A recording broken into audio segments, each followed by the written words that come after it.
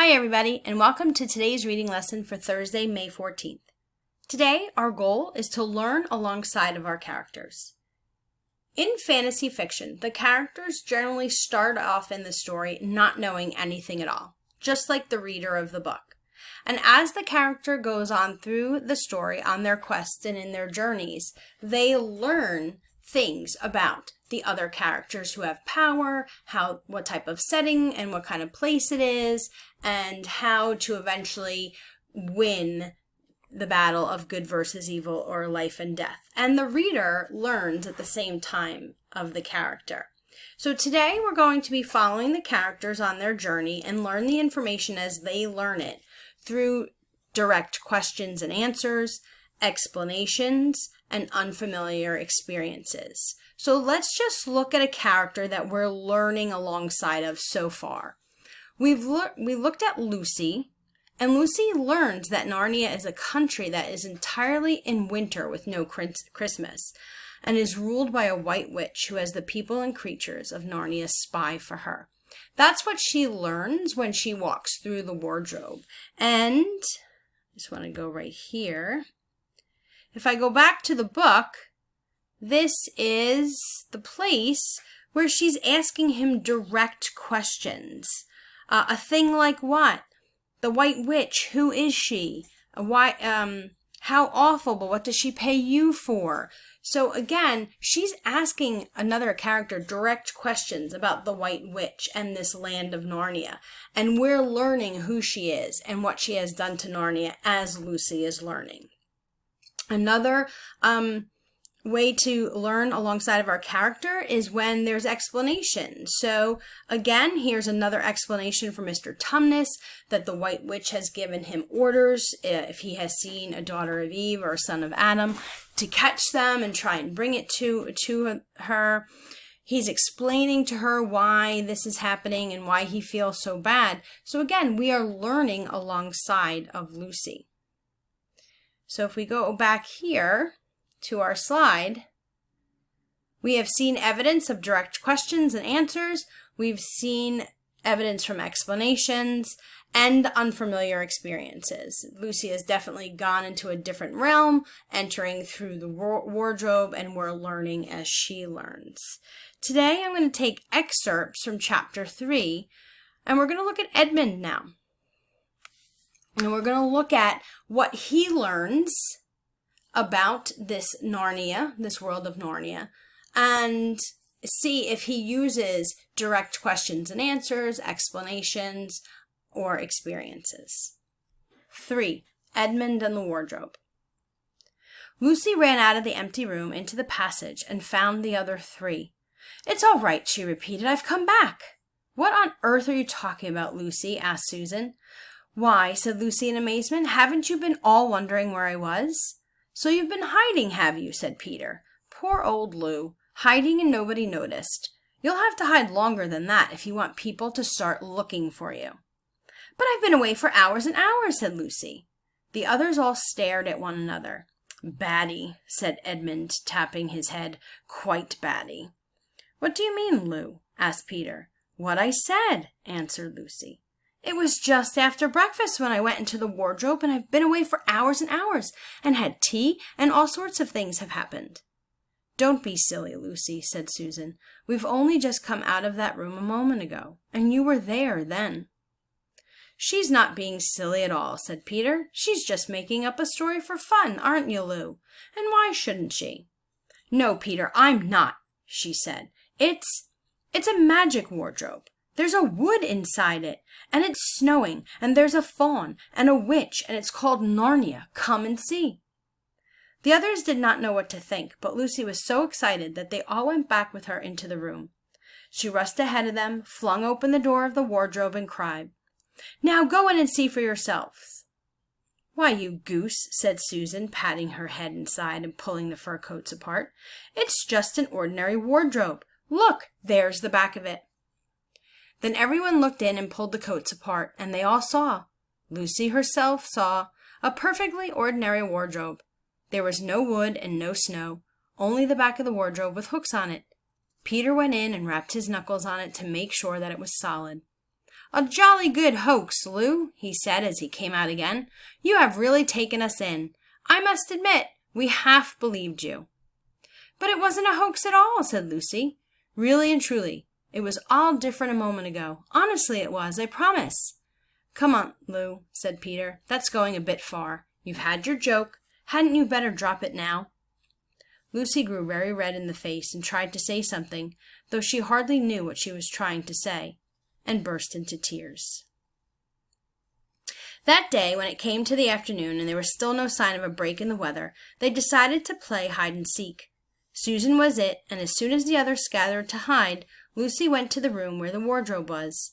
She did not mean to hide in the wardrobe, because she knew that would only set the others talking again about the whole wretched business. But she did want to have one more look inside it, for by this time she was beginning to wonder herself whether Narnia and the Faun had not been a dream.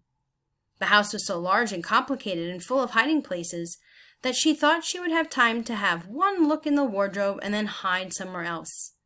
But as soon as she reached it, she heard steps in the passage outside, and there was nothing for it but to jump into the wardrobe and hold the door closed behind her. She did not shut it properly because she knew that it was very silly to shut oneself into a wardrobe, even if it's not a magical one.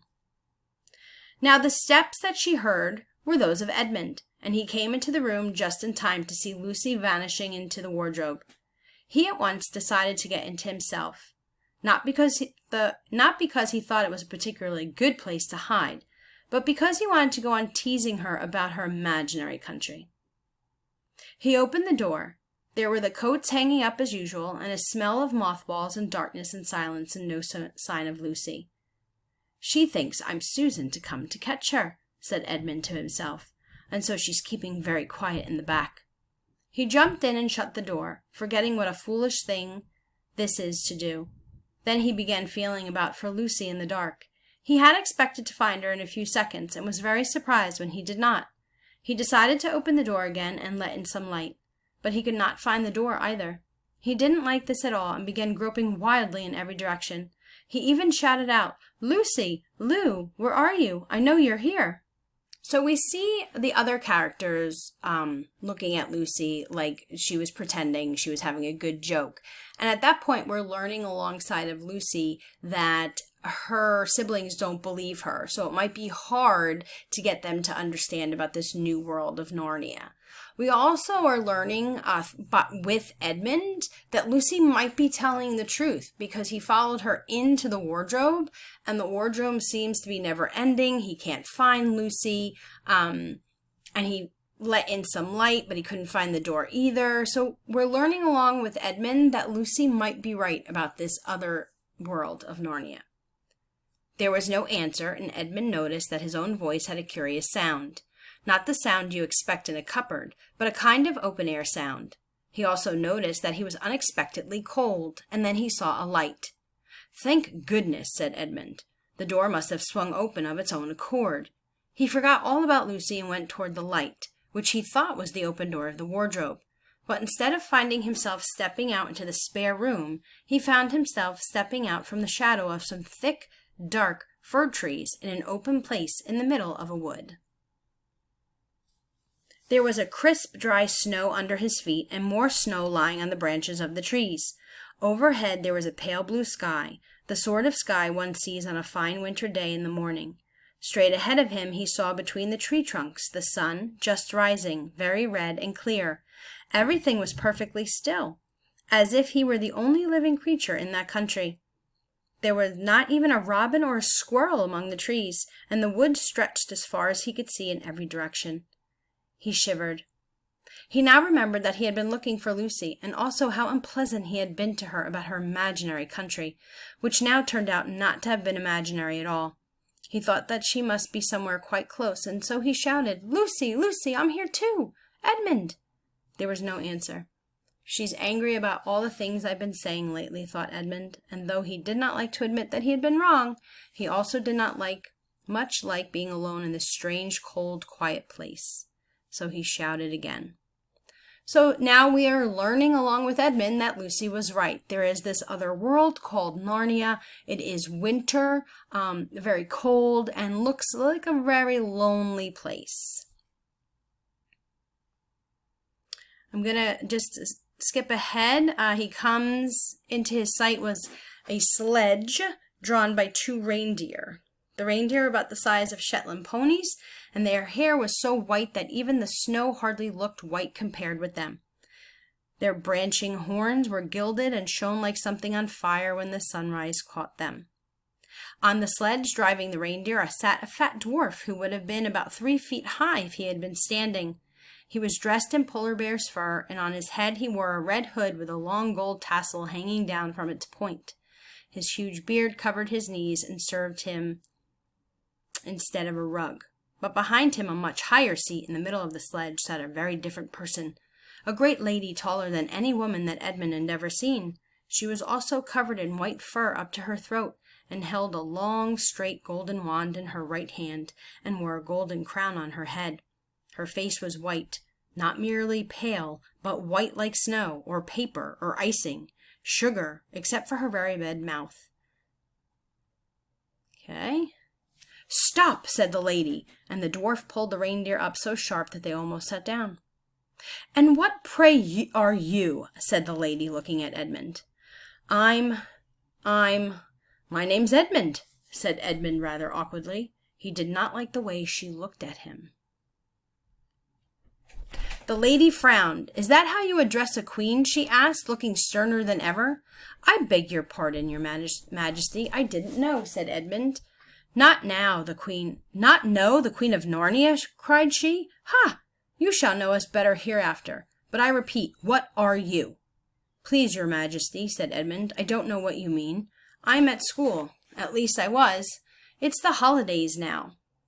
Okay, so we're learning along with Edmund that there is this white witch, and from what I can see through the direct questions that she's asking him and his answers, she seems to be very cold and stern. She's not a very nice witch, not like the good witch of, in The Wizard of Oz, Glinda. She is like the direct opposite. She's very cold and stern.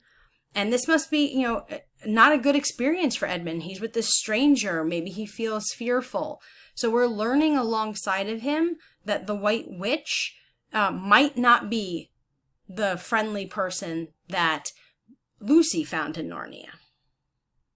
So I'm going to go back to my digital notebook here, and I'm going to type in learning. Here's Edmund's name, and learns about Narnia as well, but he learns that the White Witch, is not a nice person. He also learns that Narnia is a cold, wintry place. Okay? So today, your assignment is to continue reading your fantasy books for 20 minutes. If you're done with your fantasy book, move on to another one and keep just adding notes about setting and characters, who has the power, and what you're learning alongside with your character as you read. And place it on your own digital notebook, which will be on the work tab for today. So, nope, scratch that. You'll have a copy of your digital notebook since you opened it the other day. It'll be in your drive. So continuously refer back to that digital notebook for you to put your notes as you read your fantasy fiction books.